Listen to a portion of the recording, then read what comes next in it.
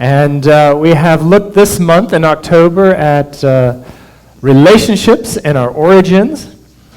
And we have discovered that when we put God at the center of these, that it changes how we approach them and how we live them out. And it sets the stage for what I want to talk about this morning.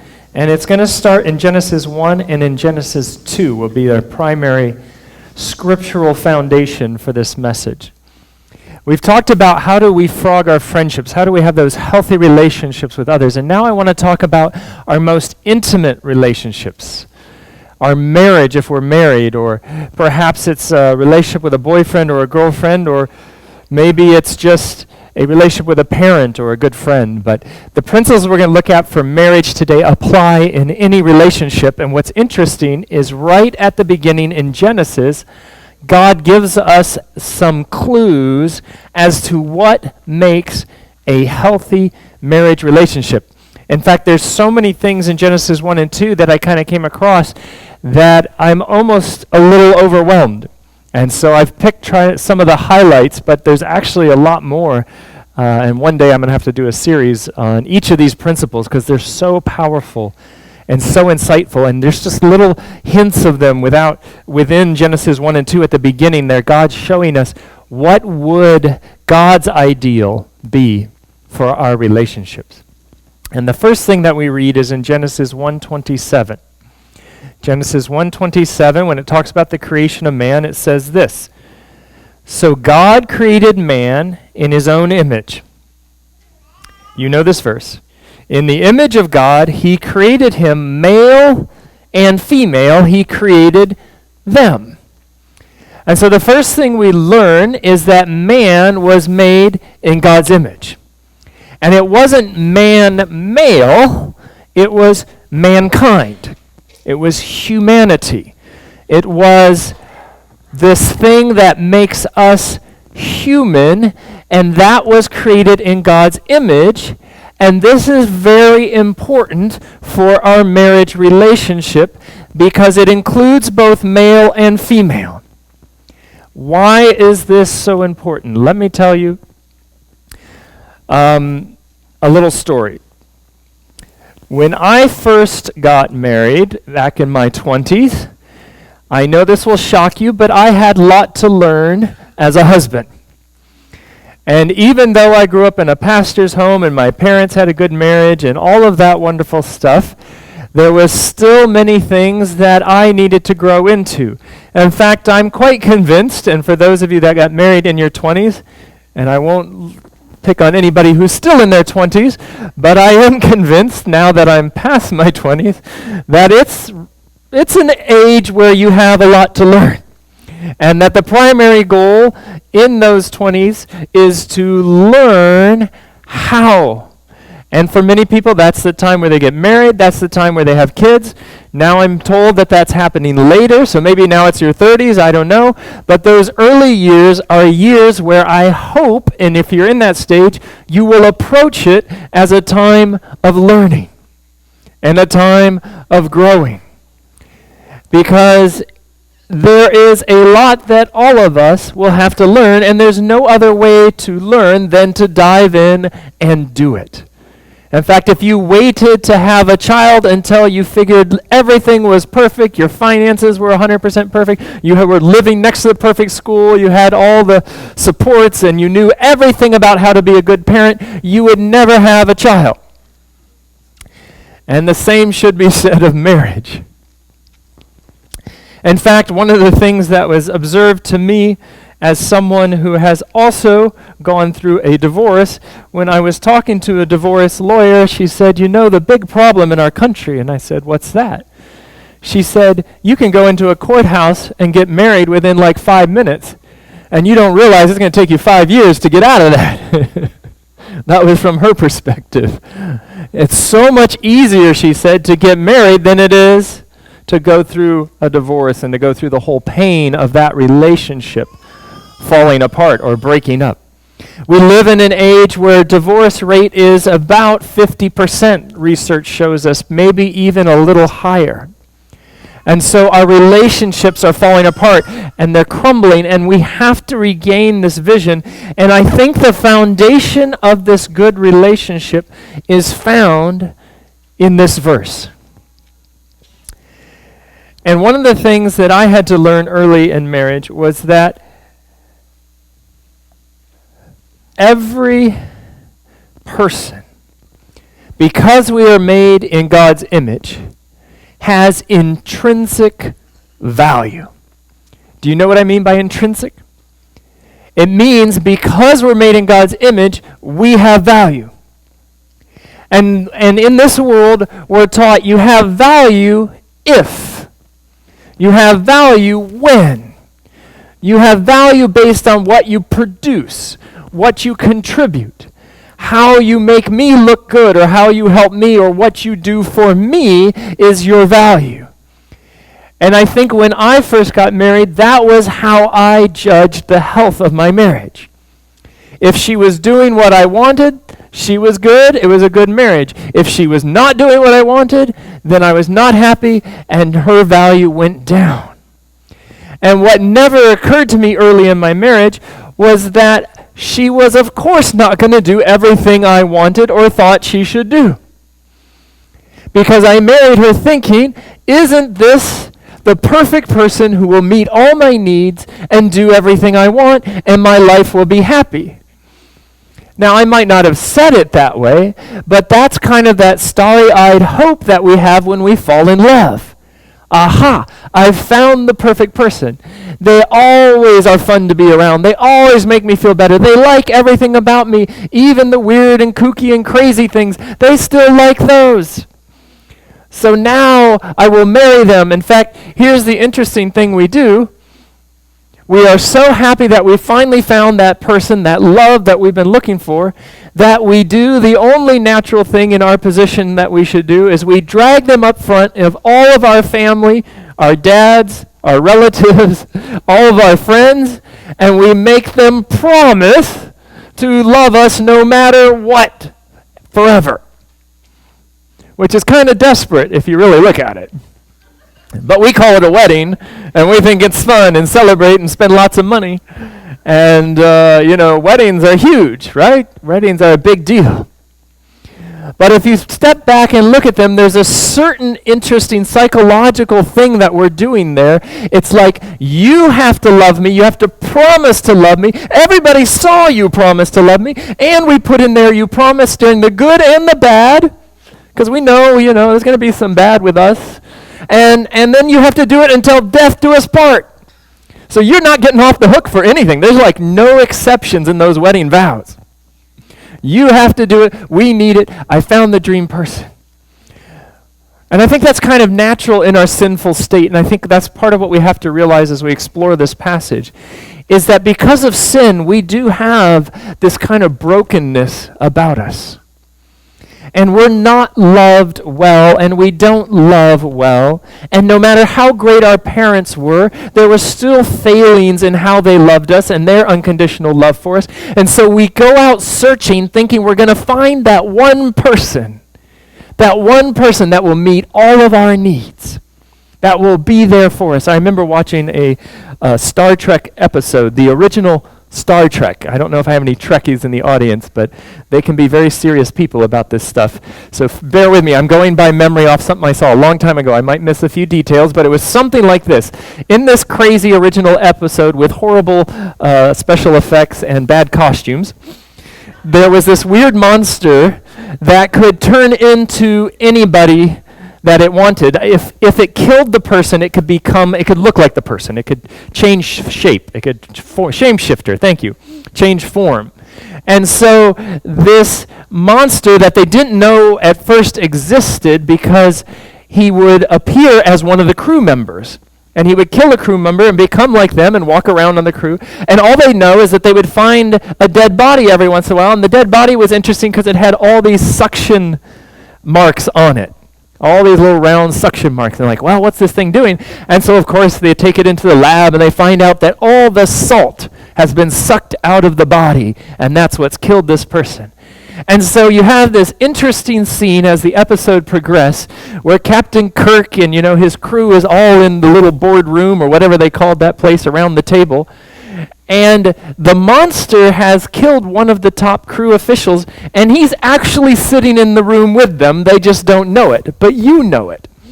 And as Captain Kirk is talking, they're like, we have this mysterious monster.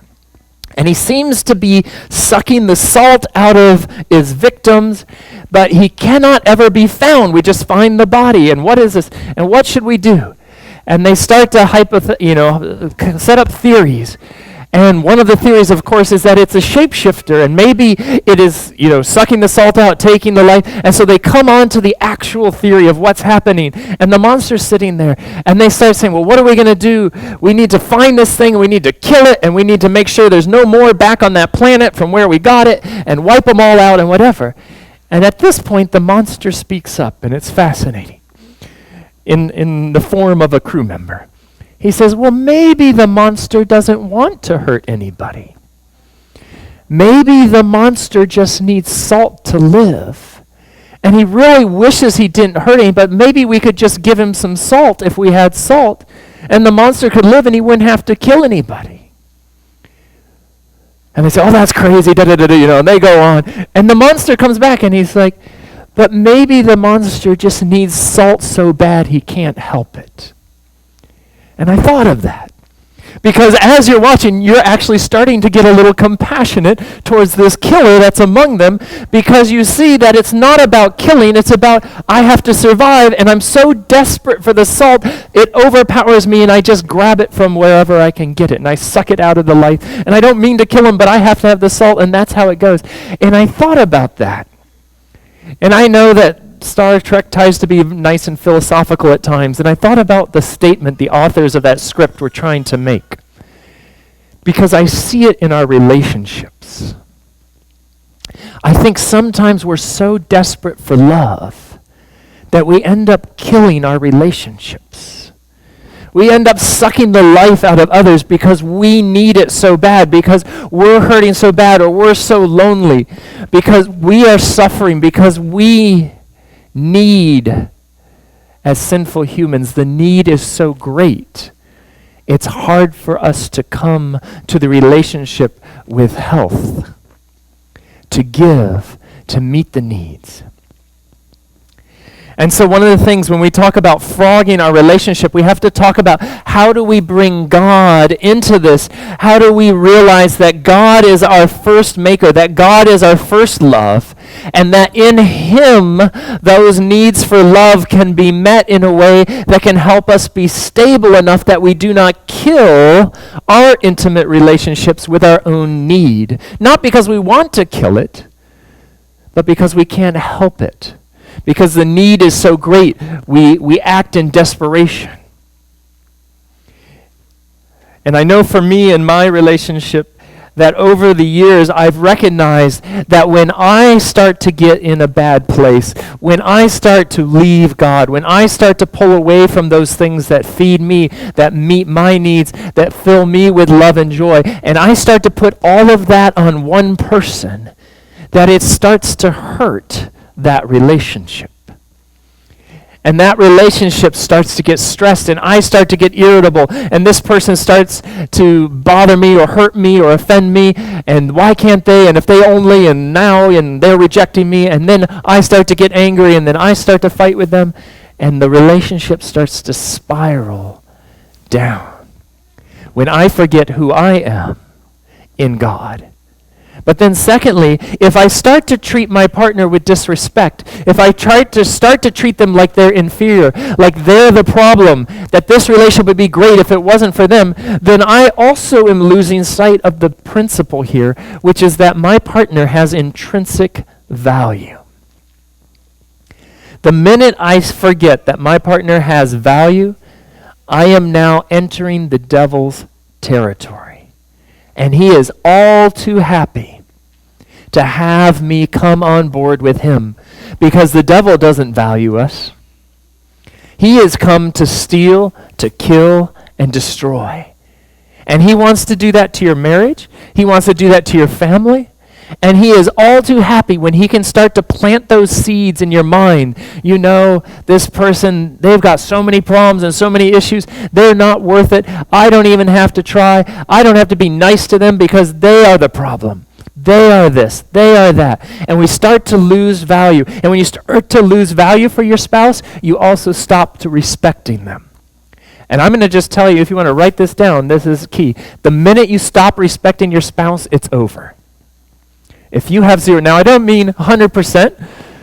If you still have 50% of respect, you can make this work and you can get back to that 100%. But if you get down to zero, or negative, if there's a negative respect scale, some of us probably could identify with that. If you're like at -5 for your spouse, your relationship is going to end at some point. Or you're going to live separate lives, or something bad, or worse, I don't know. But you have to have respect to have a healthy relationship.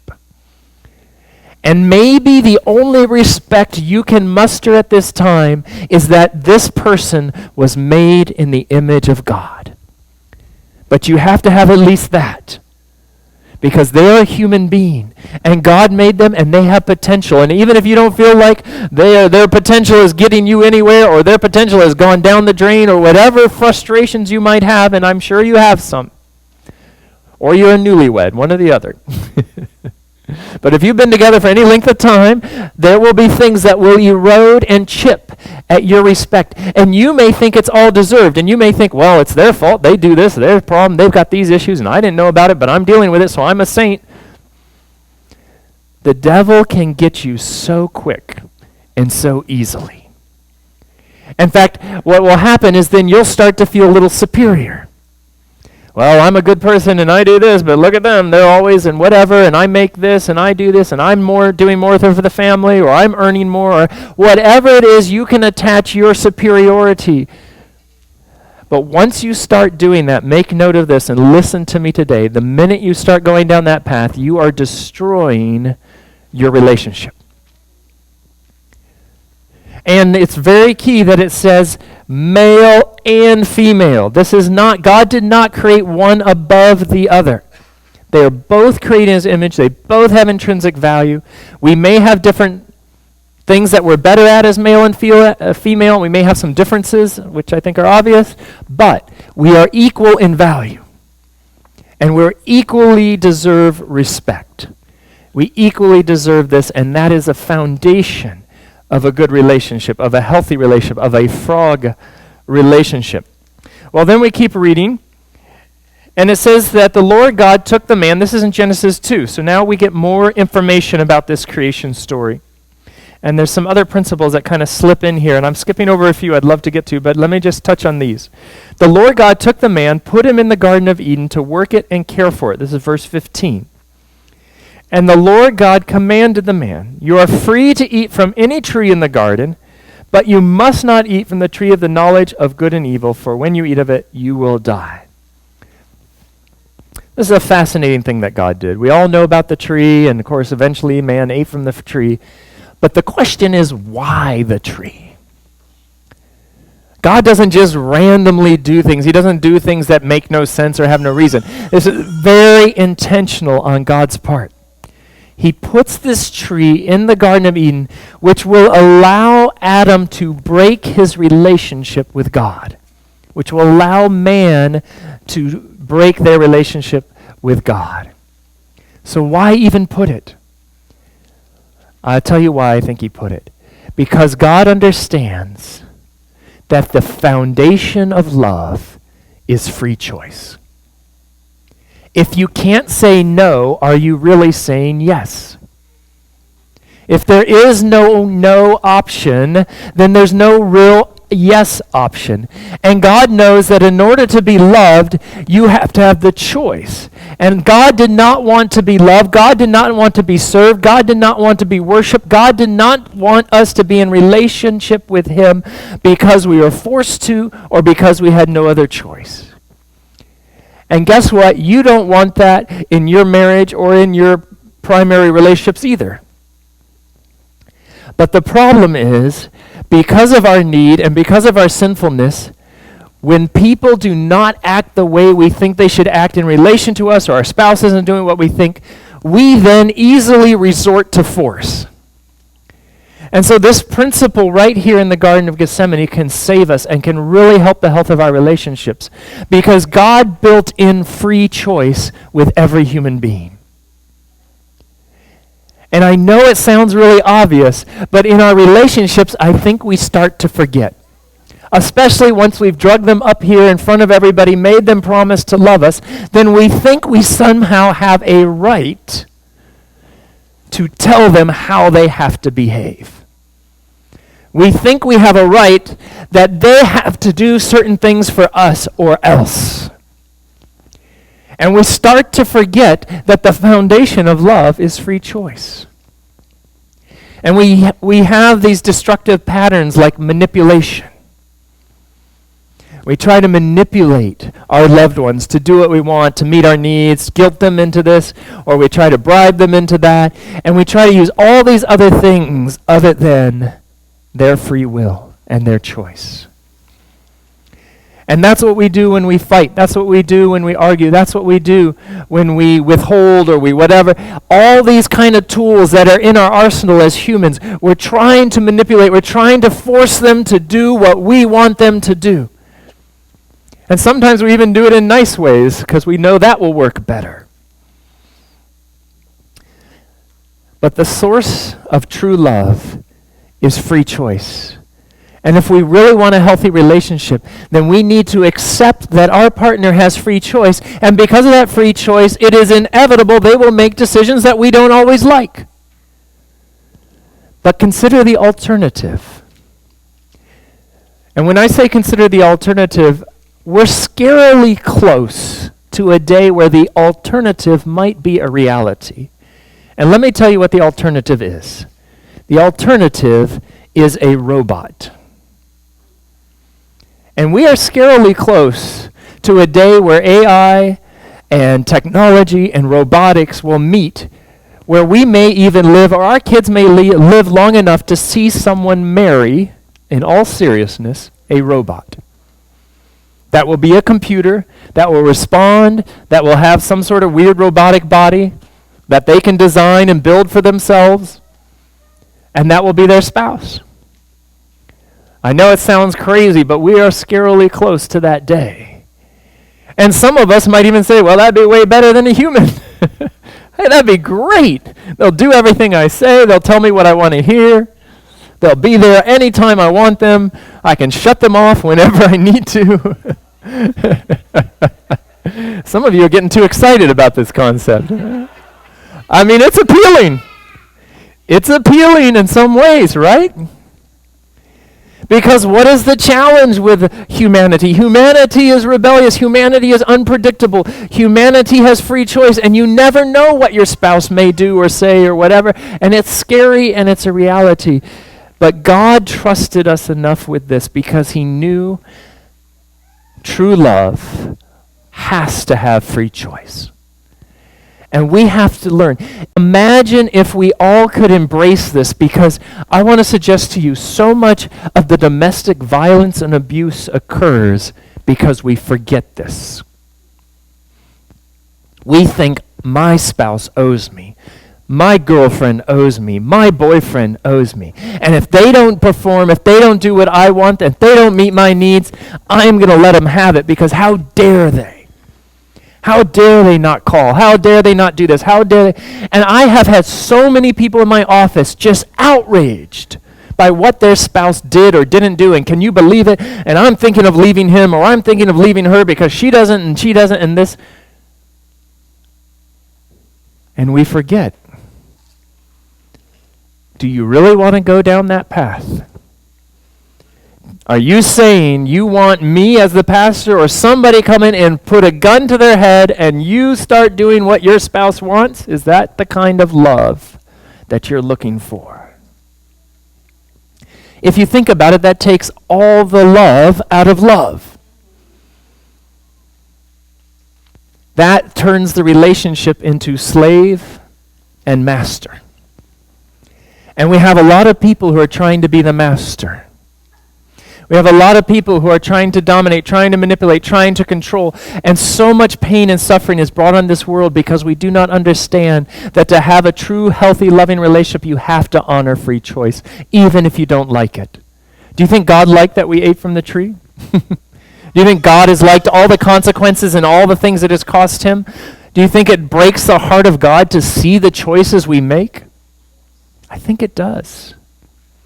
And I'm sorry that it's that way, and I wish I could tell you better, but the only good news I have is if you can find someone else on the journey, if you can help someone else, your spouse, to come on this journey with you and embrace these principles, it really is the best way, but it is hard at times. It does require a certain strength to be able to allow your spouse that freedom, even when it's not what you want or give you what you need. And I'm scared because I look around and I see so many people in relationships that are really hurting. And they're really lonely. Or they're really hurt and angry and frustrated. Or they've been betrayed or whatever. And everywhere I go, I see it. And it's just so rampant and so common. I know you cannot fix. This is the corollary to free choice. I know you cannot fix your partner. Did you know that? I know that. Did you know that? You can't. You cannot fix them. And by the way, if you were to try to fix them and they would do everything you wanted them to do, they wouldn't be fixed. They'd just be another you. And you're messed up too, so way to go. We can't control someone. We can't fix them. And so the next question is, what can we do? And I'll tell you exactly what you can do.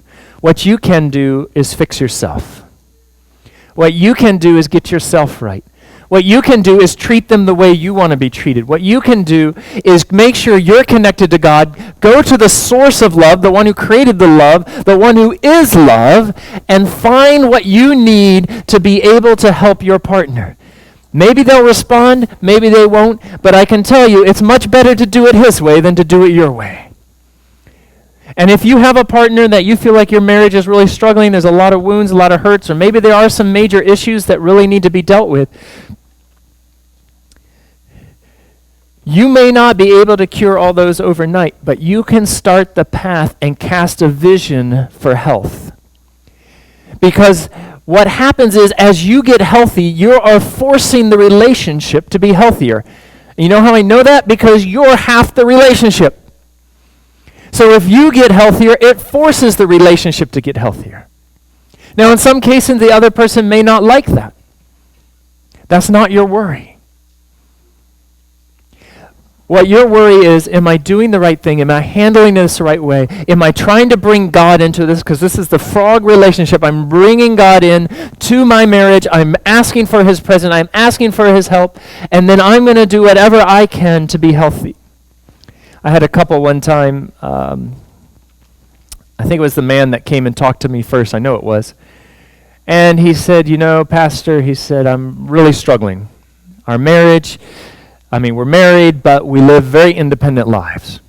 We just kind of do our own things. There's not much connection. We don't talk a lot. He said, I just don't feel close. It's been like this for a long time. And by the way, he's one of many that have told me a similar story.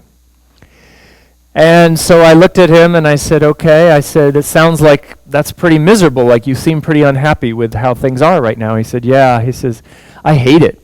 I hate it. He said, we used to, when we dated and we got married, we were so close, and then we've drifted apart, but there's a lot of tension, and he said, I kind of feel like she just kind of doesn't want to be around me and hates me and whatever, and I'm frustrated because she never wants to do stuff together, and I want to have people over, and she doesn't want people over to the house, and just all these different dynamics. So I said to him something that I thought was pretty obvious. I said, well, have you told her how you feel? What? No, I would never tell her this.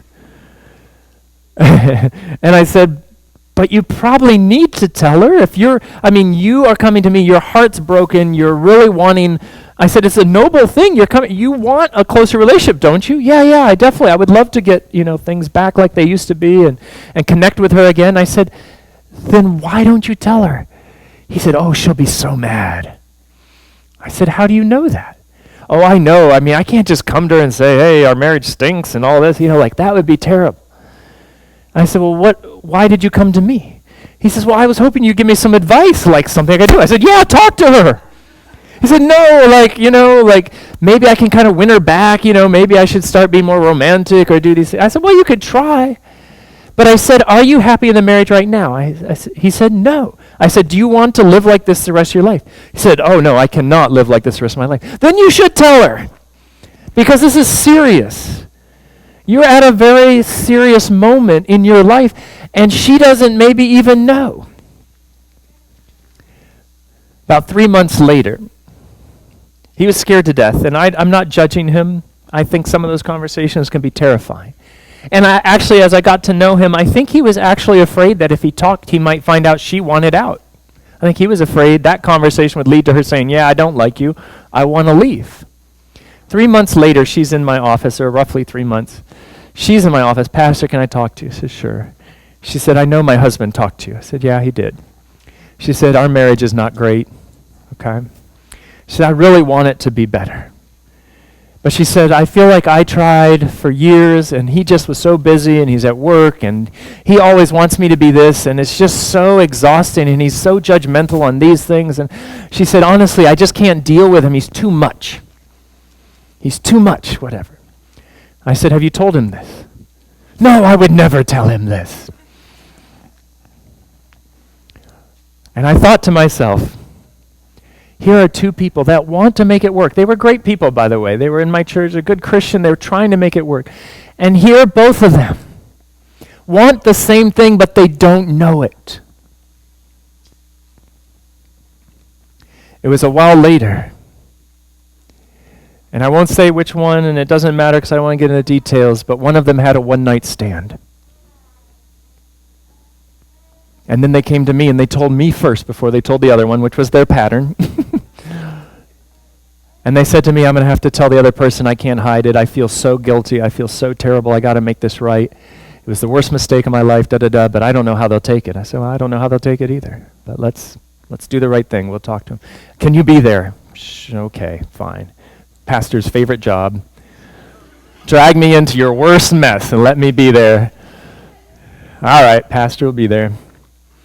So I sat down with them. And that conversation, as hard as it was the most beautiful conversation and the most important conversation they had probably had in 10 years. And by the end of those 2 hours, they were back in each other's arms. They put their marriage back together. They worked on it. They went to see a counselor. And they are so happy today. So happy. But the sad thing is, it should never come to that crisis. It took a crisis to get them to face their issues, talk about their issues, be honest about their issues, confront each other. It took them being willing to leave in order for them to stay. They had to risk it all. But before that, it felt too risky. Before that, they said, well, no, I don't want to say this. It might, hurt, or it might be. There was all this fear around losing something that wasn't even good at the time. It's interesting. It says at the end of Genesis 2, the man and his wife were both naked, and they felt no shame. Thanks to sin, we do carry a lot of shame. But thanks to Jesus Christ, we don't have to carry it anymore. But the shame monster keeps raising its head, and I see it in our marriages, and people are ashamed, and this two couple, there was too much shame and too much fear, and they just, I don't want to admit it, and I don't want them to think, and all of these reasons why they couldn't. But God says in the healthy relationship, in the perfect relationship, there's no shame, and also there's no secrets.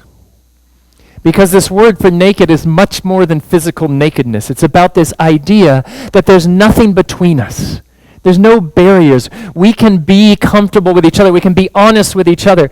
In fact, I will tell you right now, especially for young couples, the minute you start regularly keeping secrets from your spouse, that is a red flag. Something is going wrong in my marriage. If I feel like I have to hide, if I have to twist the truth and I have to cover this up, and whichever way that goes, it can be little small things, but the small things lead to bigger things. If the small thing stays small, maybe it's not that big a deal. I'm not saying you should tell your wife or your husband every thought that you have in your brain. Please don't do that. But what I am saying is if you are hiding things, if you're in a marriage where you feel like you have to hide certain things or parts of your personality or behaviors or whatever it is, then you need to work on that relationship, because that is a red flag, and that will eventually kill your relationship. God's ideal for us, and this I think is why so many of us keep coming back to relationships. All of us have probably been hurt in a relationship. If you've lived any length of time, you've been hurt in an intimate relationship in one way or another or multiple ways. Some of us have had many relationships. Whatever it is, we've been hurt, but we keep coming back. And I think the reason we keep coming back is precisely for this, because when you have a relationship that's healthy and you experience unconditional love, and you experience the joy of having nothing between you and having someone you can just share with, someone you communicate with, someone that loves you no matter what, it is the most powerful thing I think we can experience on this planet. It is the most beautiful thing we can experience. But unfortunately, on this planet, we only seem to be able to experience it in little moments. But those moments are so good that we stay in it and we keep looking for it. We keep trying to get those moments. But I want to suggest to you, if you'll come back to the biblical principles, if you'll bring God into your relationship, you can experience more of those moments. You can experience, and you say, oh, but Pastor, it sounds kind of hard. You're talking about difficult conversations. You're talking about being vulnerable. You're talking about having to work on things. You're talking about having to respect someone that is really, I don't think they're quite worthy of my respect. You're talking about valuing someone even when they do things that I don't think I should value. And it says, yes, all those things are hard. And yes, all those things go against our natural tendencies. But also, if you want a relationship that's out of this world, you have to use principles that are out of this world. If you want a relationship like this world gives, then you can have that. And we see it everywhere. And it's painful, and it's ugly, and it's short-lived, and people are using people, and people are divorcing and remarrying, and this and that, and multiple, and whatever. All of it's out there to see. All the chaos and insanity and pain and hurt is out there for us to see. But if you want something that's worthwhile, if you want something that will last, if you want something you can believe in, something you can invest in, then you have to commit yourself. And then pray that your partner will be committed. Because it's beautiful when two people will join you. And if you're not happy with where it's at, if you don't feel like you're both committed, you can influence, you can suggest, you can come up with ideas, you can brainstorm. You'd be surprised, your partner might be feeling the same way you are if you're not feeling happy right now, and they might say, yeah, I want to do something too. And do something. Start somewhere. The worst thing you can do is to do nothing, because it won't fix itself. It will only get worse. You have to invest in your relationship. You have to put in the work. You have to put in the time. And if you need a counselor, get a counselor. If you need to talk to someone, talk to someone. If you need to read a book together, read a book together. If you need to have worship together, have worship together. If you need to pray together, pray together. Do something that you can build into your relationship, that you're moving in the same direction, that you're finding common ground, that you're supporting each other. The devil loves nothing better than to turn you on each other. Because when he does that, a house divided cannot stand. And I'm not saying you're looking for perfection, because you will not have perfection in this world. But what you are looking for is health. What you're looking for is finding this vision that God has and being that person in the relationship that God can count on you to bring the love and the joy and the peace and the things that he has given. And it says in verse 24, "For this reason, a man will leave his mother and his father and be united to his wife, and they will become one." And I leave you with that thought. They will become one. I think this is one of the greatest joys we can ever experience. Did you know that this is the last thing that Jesus prayed for before he left this planet? John 17, his whole prayer, right before he's crucified, "Father, I pray that they may be one." When we are in unison, doesn't mean we're exactly identical. I'm not talking about unity of being exactly conformity. But what I'm talking about is when we are united in purpose, when we're united in love, when we become one, this is what God is. Because there's three, but they're one. And there's two here, a mother and a father and a son and a daughter. And when they become one, when the man leaves that family and he becomes one with his wife, it is God's gift. And it should be the greatest blessing of your life. And it should be the greatest joy of your life. But in order for that to happen, you have to follow the principles that are in his word. And that is my challenge to you this morning. Thank you.